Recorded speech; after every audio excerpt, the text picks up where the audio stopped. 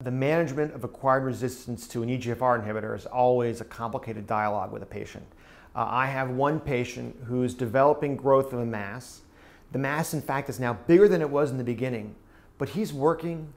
He wants to keep working. He doesn't want to keep traveling in for IV chemo, and he says, "Doc, can I hold it here for a little while?" And I say, "All right, I'm with you on that. We'll be vigilant.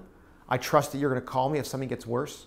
He wants a clinical trial. He wants a biopsy. He's willing to risk it a little bit in order to get some other neat result down the line. And what happened was he got a biopsy. It found T790M. He's now on one of the new EGFR T790M inhibitors, and he's having a great response. And because he was comfortable working on this with me, holding off on chemo, looking for something different, we were able to get him to a neat drug.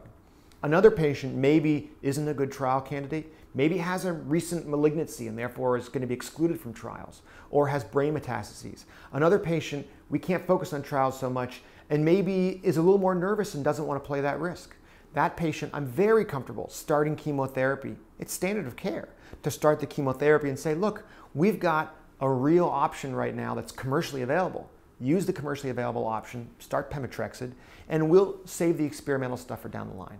And so it comes to whether a patient's able to get a rebiopsy, willing to get a rebiopsy, willing to travel for a clinical trial, how much social support they have. All these questions come into the play as to whether we pull the trigger sooner or delay things and try to wait for later. Some people are trying to develop algorithms for this acquired resistance space to say, if this go this way, if this go this way, if this go this way.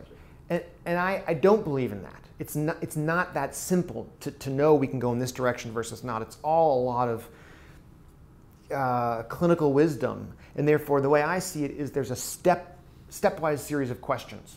And we actually have a review article that's going to be published soon in the journal Cancer describing this sort of stepwise series where I first say, is the progression significant enough that we should change course?